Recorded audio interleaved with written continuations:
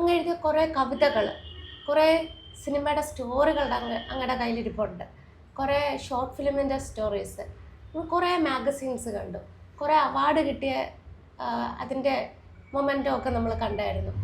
അപ്പോൾ അറിയപ്പെട്ടില്ല എന്ന് ചോദിച്ചാൽ അറിയപ്പെട്ടു, പക്ഷെ എത്തേണ്ടടുത്ത് അങ്ങക്ക് എത്താൻ പറ്റിയില്ല. അർഹിക്കപ്പെട്ട അംഗീകാരം അങ്ങക്ക് പലയിടത്തു നിന്നും കിട്ടാണ്ട് പോയിട്ടുണ്ട്. അതിനെക്കുറിച്ച് അങ്ങക്ക് എന്താ പറയണത്? അതായത് എല്ലാ കലാകാരന്മാരും ഇപ്പോൾ ഒരു അവാർഡ് തന്നെ പറയണമെങ്കിലും ഞാനൊരു അവാർഡ് ഇതിനകത്ത് നിന്നൊരു വ്യക്തിയാണ്. അപ്പോൾ അതിന് കൊടുക്കുന്നൊരു എൻ്റെ മാനദണ്ഡം എന്താണെന്ന് വെച്ചാൽ ഒരാൾക്കൊരു അവാർഡ് കിട്ടണം, പബ്ലിക് സെക്രട്ടറി വിളിക്കുന്നത് കുറച്ച് ഇത് ചെയ്യണം. അങ്ങനെ ഒരു അവസരം വരുമ്പോൾ അവരെന്ത് ചെയ്യുന്ന പറയുക, എനിക്കൊരു അനുഭവം ഉള്ളതുകൊണ്ട് പറയാണ്. ഒരു പാർട്ടിയെ കൊണ്ടുവന്നിട്ട് ഒരു 20,000 രൂപ ഏൽപ്പിച്ചിട്ട് പറഞ്ഞു, ഇത് എനിക്ക് ഇത്തവണ ഒരു അവാർഡ് തന്നേക്കണം, അതിനകത്ത് 1000 രൂപ എന്നെ ഒരു കവറിലിട്ട് എൻ്റെ തന്നാൽ മതി, ബാക്കി നിങ്ങളെടുത്തു. ഇങ്ങനെ അവാർഡ് മേടിക്കുന്നവരുടെ എണ്ണം ധാരാളമുണ്ട്. പക്ഷെ എന്നെ സംബന്ധിച്ച് ഞാൻ പറഞ്ഞ ദൈവികമായിട്ടുള്ള വരദാനമാണ് എൻ്റെ എഴുത്ത്. ഞാൻ ആരും സപ്പോർട്ട് ചെയ്യുന്നില്ല. സത്യം എവിടെയുണ്ടോ ആ സത്യത്തിന് മാത്രം നിലകൊണ്ടിട്ടുള്ളതാണ് എൻ്റെ എല്ലാ ആർട്ടിക്കിളും. അതെൻ്റെ എല്ലാ മാസികകളും എൻ്റെ കഥകളും എൻ്റെ ഇത് വായിക്കുന്നവർക്കറിയാം. ഞാൻ ആരും അവാർഡ് വേണ്ടിയിട്ടുമല്ല, മറ്റുള്ളവരുടെ കയ്യടി മേടിക്കേണ്ട ജനസമ്മതി നേടാനല്ല. ദൈവം എന്നിലുണ്ടെന്നുള്ളൊരു തെളിവാണ് എൻ്റെ എഴുത്ത്. കാരണം അത്രയും വളരെ ഞാൻ പറഞ്ഞില്ല, ആർക്കും ചിന്തിക്കാവുന്നതിൻ്റെ അപ്പുറമുള്ള കാര്യങ്ങളാണ് ഞാൻ എൻ്റെ സിനിമയുടെ കഥകളിൽ കൂടിയും സ്ക്രിപ്റ്റിൽ കൂടിയും കഥകളിൽ കൂടിയും കവിതകളിൽ കൂടി ഞാൻ ചെയ്യുന്നത്. അല്ലാതെ എനിക്ക് അവാർഡിന് ഞാൻ ഉദ്ദേശിച്ചിട്ടില്ല. അത് അർഹനാണെന്നുണ്ടെങ്കിൽ, ഞാൻ പറഞ്ഞ അർഹനായതുകൊണ്ടാണ് എനിക്കിത് എഴുതാൻ പറ്റിയത്.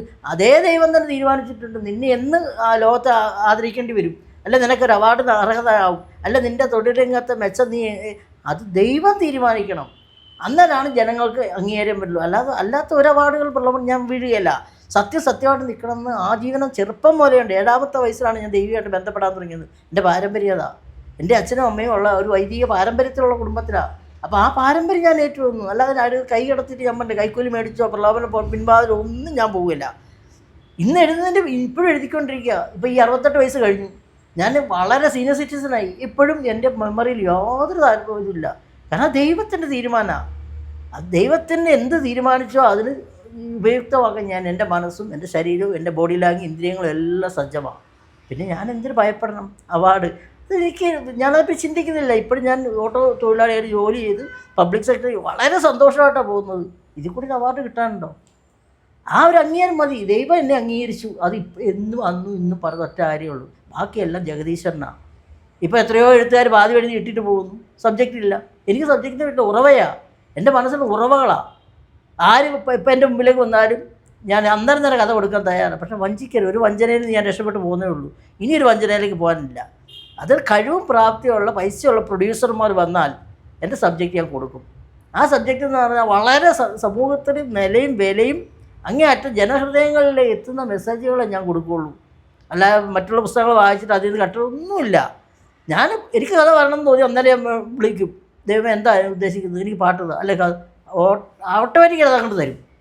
അത് അന്നേരം തന്നെ എൻ്റെ ഡയറികൾ, ഒരു 100ഓളം ഡയറി എൻ്റെ വീട്ടിലുണ്ട്, 100ഓളം പുസ്തകങ്ങളുണ്ട് ഞാൻ എഴുതിയത്. പിന്നെ ഗ്രന്ഥങ്ങൾ, ചരിത്ര ഗ്രന്ഥങ്ങളാണ് എൻ്റെ ഏറ്റവും കൂടുതൽ. എല്ലാ മതങ്ങളെക്കുറിച്ച് പഠിക്കാൻ ചെറുപ്പം മുതലുള്ള ഒരു ഭാഗ്യം സിദ്ധിച്ച ആളാണ്. അപ്പോൾ അതുകൊണ്ട് എൻ്റെ അലമാരി നിറച്ച് പുസ്തകങ്ങളാണ്, ഗ്രന്ഥങ്ങളാണ്. പഴയതുമുണ്ട്, ഖുർആനുണ്ട്, രാമായണമുണ്ട്, മഹാഭാരതമുണ്ട്. ഞാൻ പറഞ്ഞത് ഏറ്റവും കൂടുതൽ ബുദ്ധഗ്രന്ഥങ്ങൾ ഏറ്റവും കൂടുതലുണ്ട്. ആ ബുദ്ധമതമാണ് എന്നെ ഏറ്റവും കൂടുതൽ ഇതിനകത്തേക്ക് സ്വാധീനിച്ചത്. കാരണം അതിൽ നിന്നാണ് യേശുവിലേക്ക് ഞാൻ വഴിമാറിപ്പോയത്. കാരണം യേശുവിൻ്റെ ബുദ്ധൻ്റെ ജീവിതചരിത്രം ഒന്നാണ്, അഹിംസാമൂർത്തിയാണ്. ഇവർ സത്യത്തിന് വേണ്ടി നിലകൊള്ളുന്നതല്ല, അധികാരമോഹത്തിനും അംഗീകാരത്തിനും അവാർഡിനും അല്ല. ആ സത്യം ആദ്യമേ നമ്മൾ മനസ്സിലാക്കണം. ഇതിന് മഹാഭാരതം സൃഷ്ടിക്കപ്പെടാൻ കാരണം എന്നാ? വരും തലമുറയ്ക്ക് നേർവഴി കാണിക്കുകയാണ്. ഈ രാമായണം വായിക്കുന്നവർക്കറിയാം. ഇപ്പോൾ ഏറ്റവും കൂടുതൽ രാമായണം വായിച്ചറിയുന്നത് ക്രിസ്ത്യൻ മുസ്ലിങ്ങളുമാണ്. ഹിന്ദുക്കൾ പുറകോട്ട് പോയി. കാരണം അവർ നിരന്തരം പാരായണം ചെയ്യണം. അതിൻ്റെ യഥാർത്ഥ സത്യം എന്താണെന്ന് അവർക്കറിയുന്നില്ല. ആ സത്യമൊക്കെ ഞാൻ എൻ്റെ ഗ്രന്ഥങ്ങളിൽ രേഖപ്പെടുത്തുന്നുണ്ട്. അതാണ്. അല്ലാതെ എനിക്ക് അവാർഡിനെക്കുറിച്ച് എനിക്ക് നിരാശയില്ല. എനിക്ക് ഒരു അവാർഡും വേണ്ട. മരണം വരെ ദൈവത്തിൻ്റെ കരങ്ങളിൽ ഞാൻ സുരക്ഷിതമാണ് എന്നുള്ള ശുഭാപ്തി വിശ്വാസം എനിക്കുണ്ട്. മനുഷ്യനല്ലേ അവാർഡ് വരുന്നത്? കമ്പ്യൂട്ടർ കണ്ടുപിടിച്ചോ മനുഷ്യൻ, നമ്മൾ തലച്ചോറ് തന്നെയാണ് കമ്പ്യൂട്ടർ ഉണ്ടാക്കി. അപ്പോൾ ഇത് രണ്ട് വ്യത്യാസമുണ്ട്? ഒന്നുമില്ല. നമ്മുടെ തലച്ചോറ് കൊണ്ടല്ല നമ്മളെ എല്ലാം കണ്ടുപിടിക്കുന്നത്. അതേ കമ്പ്യൂട്ടർ തന്നെ നമുക്ക് ചെയ്യുമ്പോൾ അതിന് കറക്ഷൻ ഉണ്ടാവും എന്ന് പറഞ്ഞതേ ഉള്ളൂ. എന്തെങ്കിലും ഒരു അംഗീകാരം വരും. മരിക്കുന്നതിന് മുമ്പ് ദൈവം വിധിച്ചിട്ടുണ്ടെങ്കിൽ ആ വാതിൽ ഞാൻ തുറന്നിട്ടിരിക്കുക. ആ കൈക്കൂലി കൊടുത്തിട്ട് വേണ്ട, ആരുടെ സപ്പോർട്ടിലും വേണ്ട. അർഹരായവരാരും ഒന്നോ അന്നേരം എൻ്റെ സിനിമാ കഥ എടുത്ത് കൊടുക്കും. അതാണ് എൻ്റെ ഒരു ജീവിത രീതി. ഭക്ഷണത്തിൻ്റെ കാര്യത്തിലും അത് തന്നെ. എനിക്കൊന്നും വേണ്ട. വെള്ളമുണ്ടെങ്കിൽ ഞാൻ കിടന്നുറങ്ങി, എനിക്ക് ഒരു ഭക്ഷണവും വേണ്ട. കാരണം എൻ്റെ ആരോഗ്യത്തിന് വേണ്ടെന്ന പോലെയുള്ള ദൈവ സ്പിരിറ്റ് എന്നെ തന്നിട്ടുണ്ട്. അതിൽ അടിയുറച്ച് വിശ്വസിക്കുന്നു. ഇനി അങ്ങോട്ട് അങ്ങയുടെ മുമ്പോട്ടുള്ള കാര്യങ്ങൾ എന്താണ് അങ്ങയുടെ ആഗ്രഹം? ആത്മീയതയുടെ കാര്യത്തിലായാലും എഴുത്തിൻ്റെ കാര്യത്തിലായാലും. ഇനി ഒരു ആത്മീയതയുടെ തലത്തിലേക്കുള്ള ഒരു യാത്ര സുഗമമല്ല. കാരണം ആശയങ്ങളൊന്നും എൻ്റെ കയ്യിലില്ല. യഥാർത്ഥത്തിൽ ഈ കണ്ട സത്യങ്ങളെ മുന്നോട്ട് കൊണ്ടുപോയി ദൈവം തന്ന കഴിവിനെ കുറച്ചുകൂടെ അത് പൊതുജനങ്ങളെ ലോകത്തിൻ്റെ നന്മയ്ക്ക് വേണ്ടി പ്രവർത്തിക്കുക എന്നുള്ളതേ ഉള്ളൂ. അല്ലാതെ വേറെ എന്നിലൊന്നുമില്ല.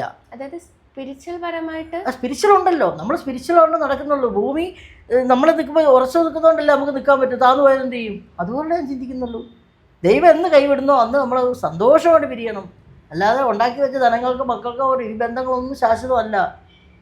നീ ഏകനാണ്, വന്നവൻ നീ ഏകനാണ്, തിരിച്ച് പുരട്ടാൻ പോകുന്നു, ആ ടിക്കറ്റും എടുത്ത് വെച്ചോളുക. അല്ലാതെ അതിനപ്പുറം നമ്മളൊന്നും ചിന്തിക്കണ്ട. അപ്പം ഞാൻ എൻ്റെ കയ്യിൽ പേന വെച്ച ബലമുണ്ട്. എൻ്റെ കൈയുടെ ബലം ആ ദൈവം ഒന്ന് കളഞ്ഞാൽ എന്ത് ചെയ്യും? പിന്നെ എല്ലാ ജീവിതശൂന്യമാവും. നമുക്ക് ആഗ്രഹിക്കാം, കുന്നോളം ആഗ്രഹിച്ചാൽ ചിലപ്പോൾ ഒരു ഉണ്ണിക്കുരിയുടെ വലിപ്പം കിട്ടിയെന്നിരിക്കും. ദൈവം സാക്ഷി നടക്കണം. നിന്നെക്കൊണ്ട് എനിക്ക് സുവിശേഷം ചെയ്യിക്കാനുണ്ട്, നിന്നെക്കൊണ്ട് അവരെക്കൊണ്ട് ബോധവൽക്കരണം എന്ന് അവിടുന്ന് തീരുമാനിക്കണം.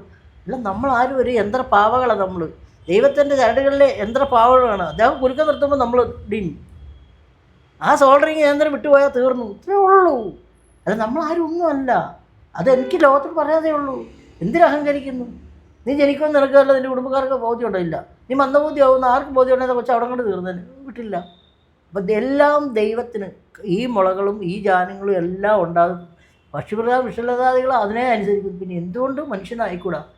ഒരു മതത്തിൻ്റെ പേര് മതം ആണിപ്പോൾ. മതമല്ല, മതം അഹങ്കാരം, മതം അഭിപ്രായ. ക്രിസ്തുവിൻ്റെ മതം രൂപീകൃതമായതോടെ ക്രിസ്തുമതം ഉണ്ടായത്. ബുദ്ധൻ്റെ മതം അഭിപ്രായങ്ങളെ ഏകീകരിച്ചുകൊണ്ടും ആണ് ബുദ്ധമതം ഉണ്ടായത് എന്ന് പറഞ്ഞോളൂ. അല്ല മതത്തിന് പ്രത്യേകതയില്ല.